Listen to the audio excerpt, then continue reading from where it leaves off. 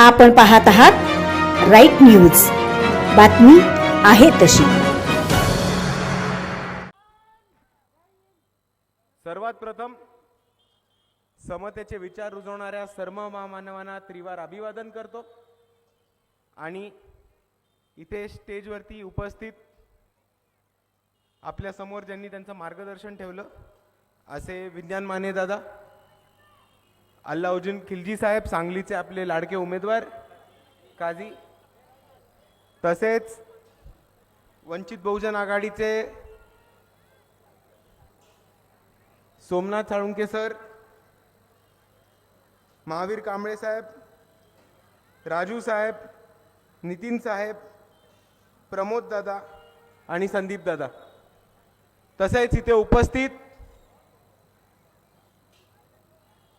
वंचित बहुजन आघाडीचे तमाम पदाधिकारी, माझ्या माता भगिनी आणि या चळवळीतले तरुण युवा तडफदार बांधव, तुम्हा सर्वांना माझा जय जिजाऊ, जय शिवराय, जय ज्योती, जय क्रांती, जय लहूजी, जय मल्हार, अस्सलाम वालेकुम रहमतुल्लाही बरकातू आणि जय भीम.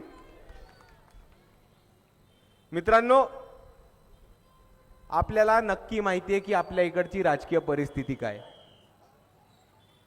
आपण जर लोकसभेचा अभ्यास केला 2019चा आणि 2024चा, तर आपल्याला कळेल की एक कोणतरी दादा होते, त्यांचा 2019 मध्ये पराभव झाला कारण ते आपल्या विरोधात गेले. हे त्यांचे शब्द आहेत, माझे नाही. आणि 2024 मध्ये त्यांचा विजय का झाला? कारण वंचित बहुजन आघाडी त्यांच्या पाठीमागे होती. तर आपल्या सर्वांना ह्याच्यावरनं एक गोष्ट कळली पाहिजे की या सांगली जिल्ह्यामध्ये, सांगलीच्या लोकसभेमधल्या 6 विधानसभेच्या मतदारसंघांमध्ये जर इकडे कोणाला राजकारण उभं करायचं असेल तर ते वंचित बहुजन आघाडी शिवाय शक्य नाही. हा इतिहास आपण रचून दाखवलेला आहे. आपण मतदान केलं, सगळं झालं, पण त्याच्यानंतर झालं काय? एक पेलवान पाटील दादा होते, ते ह्या पक्षातून त्या पक्षात गेले, आता उमेदवारीसाठी दुसऱ्या पक्षातून तिसऱ्या पक्षात जात आहेत. अजून एक पाटील साहेब होते, त्यांनी भाजपमधला पाटील काँग्रेसमध्ये आणून ठेवला.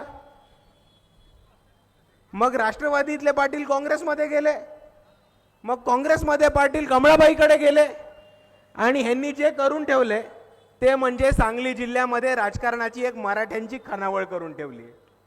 आणि ती खानावळ इकडे की तू खा किंवा मी खा, पण अजून तिसऱ्या कोणाला खाऊ देणार नाही, ही परिस्थिती इकडे करून ठेवलेली. पण तुम्ही सोपं बघा की एक पाटील दादा दुसऱ्या पक्षात जातात, तिकडे उमेदवारी नाही मिळाली तर तिसऱ्या पक्षात जातात, मग चौथ्या पक्षात जातात. पण निवडणुकीनंतर काही होऊ देत, निवडून पण पाटील साहेबच येतात, कोणत्याही पक्षाचे होईना. तर आता तुम्ही मला एक सांगा की आपल्या इकडे जन्म फक्त आणि फक्त पाटलांच्या पोरांना निवडून द्यायला झालाय का? आपला जन्म हा काँग्रेस आणि राष्ट्रवादीचे आयुष्यभर सालगडी बनून राहायला झालाय का? आपल्याला डॉक्टर बाबासाहेब आंबेडकरांनी एक महत्वाचा मतदानाचा अधिकार दिलाय. तो अधिकार आपण राबवणार आहोत. आणि तो कशासाठी राबवणार आहोत? तर आपल्या स्वतःच्या हक्काचे, आपल्या विचारधाराचे आणि जे स्वतःच्या समाजासाठी उभे राहतील अशा लोकांना निवडून देण्यासाठी. मित्रांनो, एक सोपी गोष्ट समजून घ्या की वंचित बहुजन आघाडीची संकल्पना एक खूप सोप्या प्रश्नापासून सुरुवात झालेली की इकडे असे बहुतांश लोक आहेत, दलित आहेत, मुसलमान आहेत, आदिवासी आहेत, बहुजन आहेत, अल्पसंख्याक आहेत, अनुसूचित जातीचे लोक आहेत, भटके विमुक्त आहेत, बौद्ध आहेत. या सर्वांना आतापर्यंत लोकशाही फक्त मतदानातूनच मिळालेली आहे. ह्यांना लोकशाही म्हणजे काय? तर ह्यांना लोकशाही म्हणजे एवढंच माहिती आहे की पंजा 1000 देते आणि कमलाबाई 1000 बरोबर एक बाटली देते. पण ह्या लोकांना आतापर्यंत कधी सत्तेचे दार उघडलेच नव्हते. यांना खऱ्या अर्थाने कळलंच नाही की माझ्या अधिकारांनी, माझ्या मतानी माझ्या गावातला सरपंच निवडून येतो. आम्ही मतं एक केली तर पंचायत समितीचा पॅनल काढू शकतो, आपण सर्वांनी मतं एक केली तर झेडपीचा सदस्य काढू शकतो, आमदार काढू शकतो, खासदार काढू शकतो. आणि ही संकल्पना घेऊन वंचित बहुजन आघाडी पुढे आली आहे. आणि त्याच्यातनं कोणाची दुकानं आणि दुकानदारी बंद पडत असतील तर पडू दे, आम्हाला घंटा फरक नाही पडत.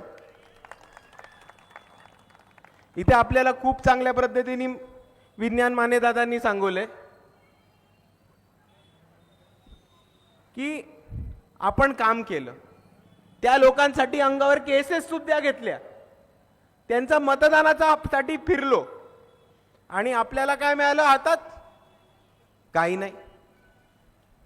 आता संविधान वाचवायचंय, लोकशाही टिकवून ठेवायची आहे हे म्हणत असताना खूप मोठ्या प्रमाणामध्ये इकडे मवियाची लोक, इंडिया आघाडीची लोक आणि त्यांच्या पाकिटांवरती फिरणारी काही स्वघोषित विचारवंत ही सगळीकडे जाऊन म्हटली की आपल्याला काँग्रेसला मतदान करायचंय, काँग्रेस लोकशाही वाचवणार आहे.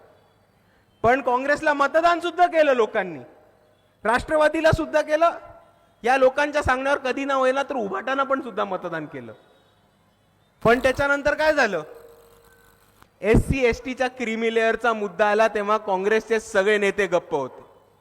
तुमच्या माध्यमातून मी विचारतो की भाजप तर आरक्षण संपवायला निघाले, भाजपनी कायदा आणला SC ST ऍक्ट मध्ये वर्गीकरणाचा, पण आज काँग्रेसचा त्याला छुप समर्थन आहे.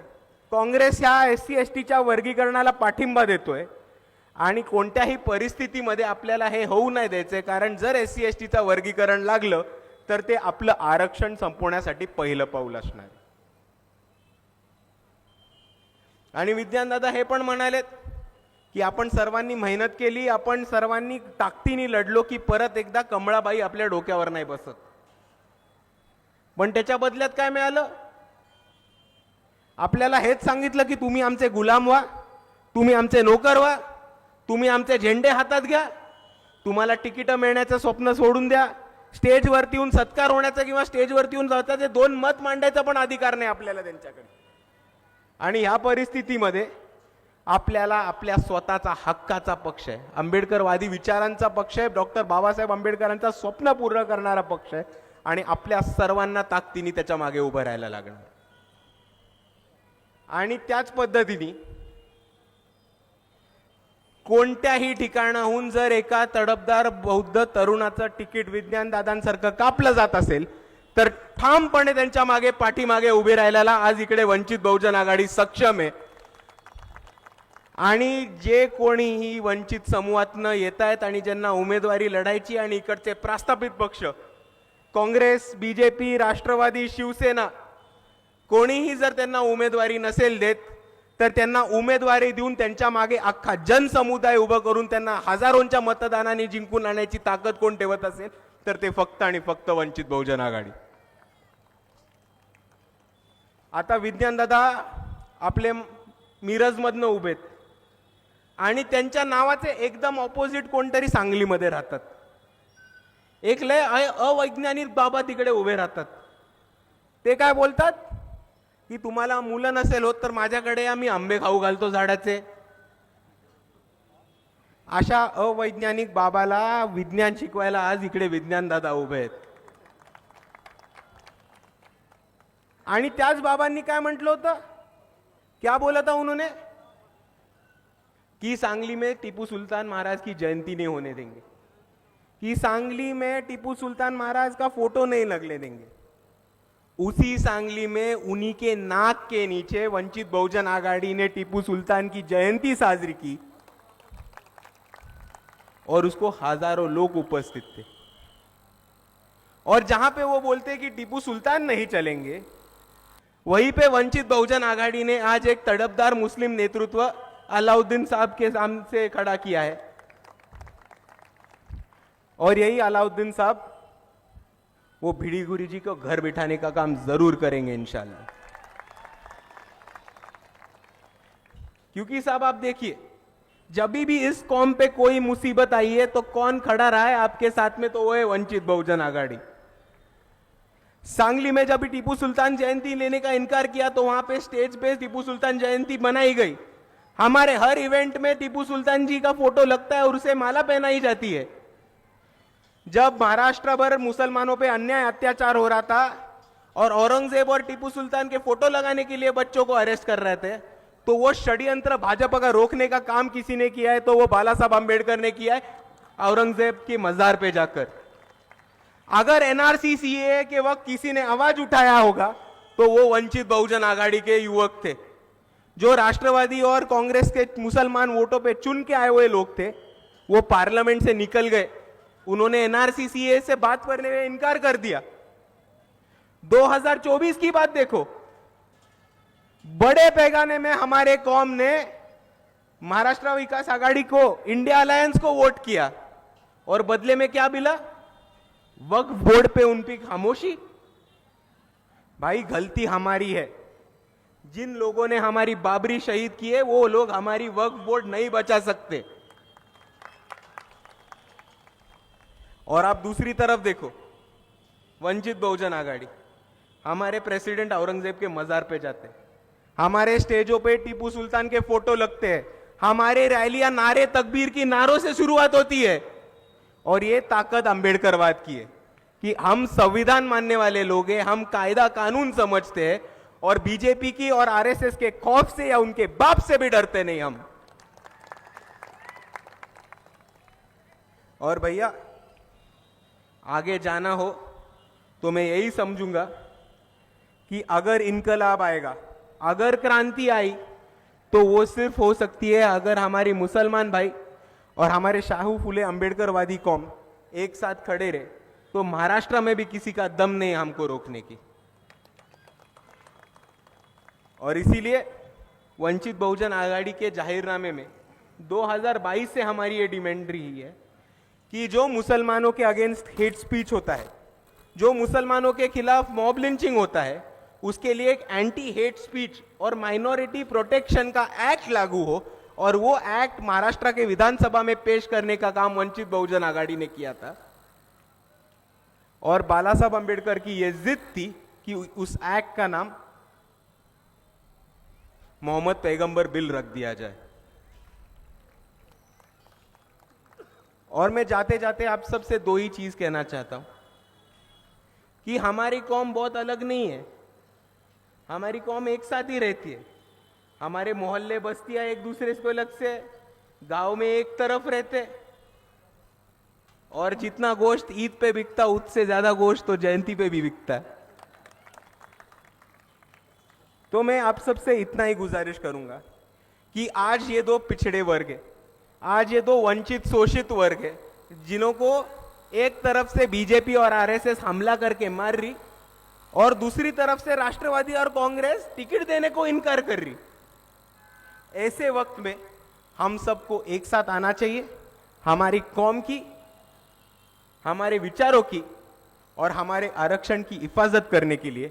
इतना बोल के मैं मेरे दो शब्द खत्म करता हूं। आप सभी को मेरा बहुत बहुत शुक्रिया। जय भीम, खुदा हाफिज।